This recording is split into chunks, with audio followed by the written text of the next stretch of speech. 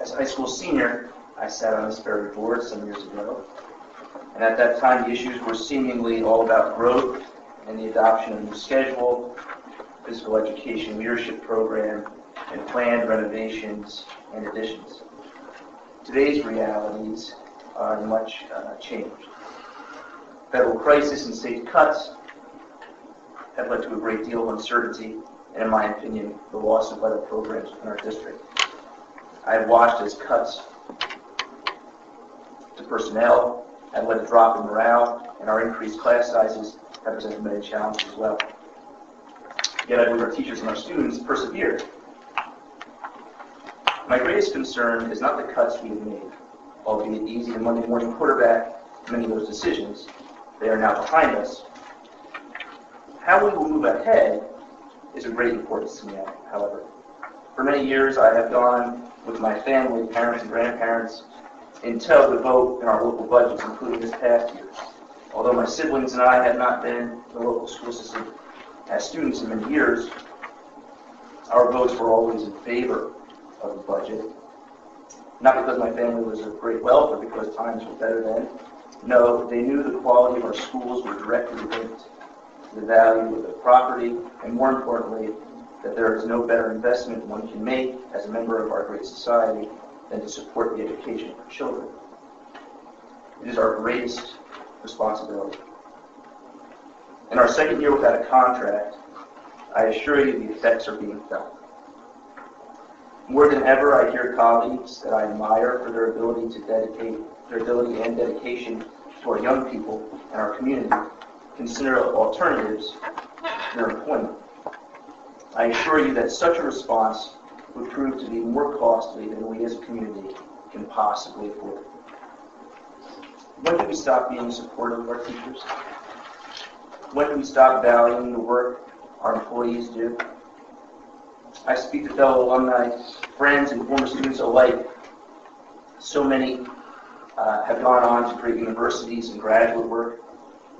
Yes, they feel the effects of the downturn in the economy, but they also know the significant role our district has played in preparing them for the future. Last year, I was lucky enough to travel to Nepal to work with one such former alum and her teachers, and another recent graduate from our district who was there to assist in this amazing work. To think that that type of life-changing work is a product of this school community. Where has that pride gone? I believe this board has an obligation to provide a reasonable contract to its employees. Read the newspapers this week, and you will not have to look far to see mutually agreeable contracts being settled throughout our state and throughout our local community. When will our communities finally see some action here? When will this board realize that each day delayed weakens our school community in so many tangible and intangible ways? I have great pride in this district. I have great pride in these communities. A pride that I fear is drifting with the inaction. We cannot win the support of all Americans or perhaps all New Jerseyans, but we must awaken the support of our local community. I think we have it. I think it's just latent. They continue to be served well, and I hope we will not jeopardize further the negative effects that have already been dealt. Thank you.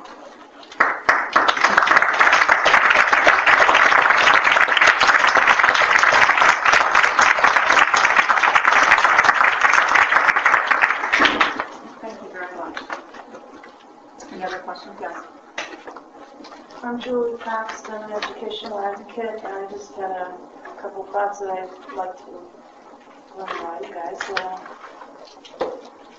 When I was listening to the situation where Mr. Button didn't seem to recall something that he has more than one person know of, I personally know that there's been things that you just said that you don't know you said.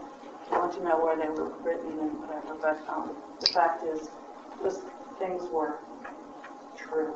And to say that you don't recall, I think, is a cop-out. But anyway, that's my opinion. I think that it's important to remember that the IUP team is, given a very big job to help the students in general. And it's one of the laws that states 20 U.S.C. 1400B1A, the school district is liable to prepare students for further education, to accomplish gainful employment, prepare for independent living. And I think that it is important to hear that this is a problem that has been before this board, and it should not be just swept under the rug. That's all. Thanks.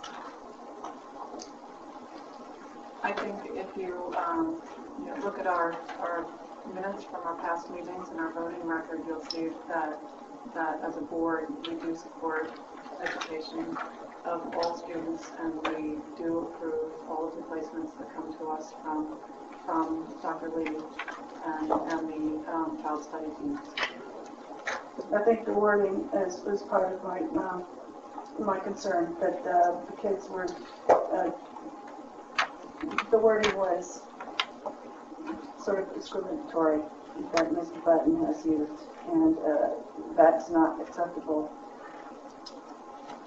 Thank you.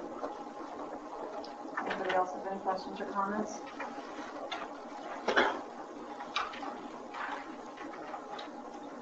No. Then I will close to the public and we'll move on to the agenda.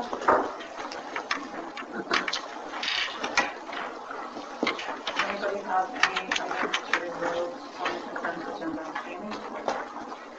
Yes, governance 2.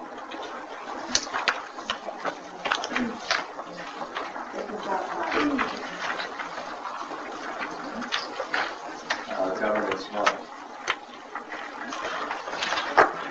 Governance 2.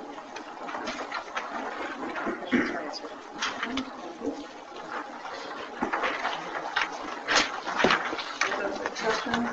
Jackie, can I ask you to do item number 2? Second.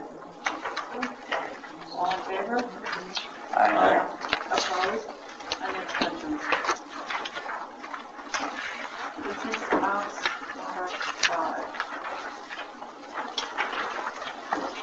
Page 3. Jackie, can I ask you to move that? Yes, move business ops number 5. Second. Discussion. Yeah, I was just, I had some questions. Is this storage money stored in its own checking account though, that we Yes, it is. custodian for? Yes, it is.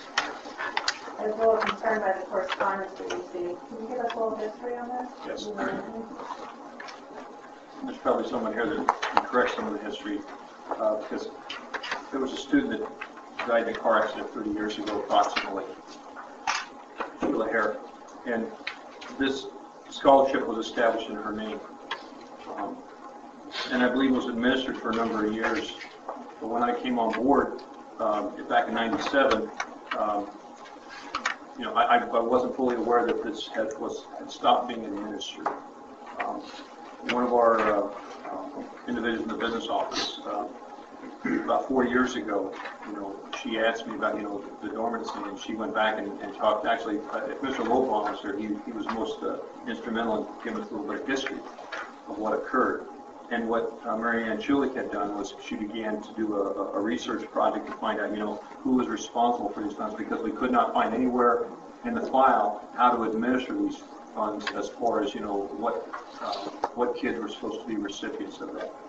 So finally, what has happened is that Sheila's mother is just about to pass, and her an individual that's working for her asked if we could move this money, if they could move the money out of our district into this other fund, so that it would be completed before the other pass. And that's what I can tell you about this. Do we have other funds like this? This is the other ones that we've been able to find resolutions to. Yes. Can I ask a question real quick? Are these funds, after they're transferred, are they going to still be used as scholarship money, or is this going back to the owner, like the mother? No, this is going to the Larry Mason Memorial Fund, the PPAC Gladstone Bank. Okay. So that's where the mother had indicated she wanted the funds to be dispersed to, so that's where they go. Okay. I believe that it was, she wanted it to go there because it's for scholarships for a larger area that would reach both high schools. and she has three children who graduated from Central and are will be attending Mendham. So we wanted to be Broader scope. Right. We have legal guidance, meaning the person representing themselves has shown us that they're power of attorney or something. Oh, yes, absolutely, yes. That's the only thing I made sure that before we would take this action is that, you know, it wasn't just somebody passing through town that was aware and wanted to close the county. Any other discussion? All in favor? Aye. Opposed? Any abstentions? Governance, number 1 on page 4. Governance, second? Second. Discussion? I would like to add with deep regret accepting the resignation of Sandra Thoreau. And thank you for listening.